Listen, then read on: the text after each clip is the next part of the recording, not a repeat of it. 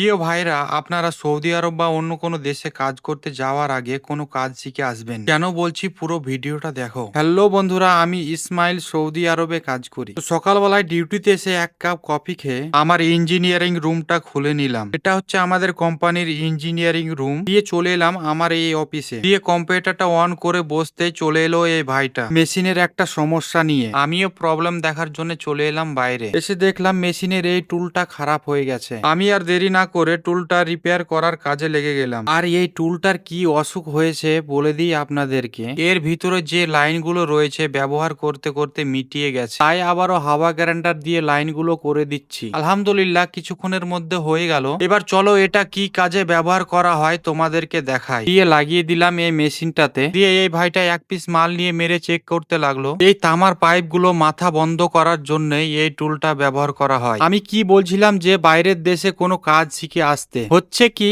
কোনো কাজ শিখে কোনো এজেন্টের পাল্লায় না পড়ে ইন্টারভিউ দিয়ে কোনো কোম্পানির মধ্যে আসবেন। এতে আপনার স্যালারিটাও ভালো পাবেন, আর লেবার ভিসা 700 বা 800 রিয়াল বেতনে আসবেন। এতে আপনার ফ্যামিলি চালাবেন না আপনার খরচা চালাবেন। তো যাই হোক ভাইরা, তো আবারও চলে এসেছে আর একটা মেশিনের সমস্যা। তো এটা নেক্সট পার্টে দেখাবো। আর এইরকম সৌদির কাজের ব্লগ দেখার জন্য আপনাদের ভাইকে ফলো করে নেবেন।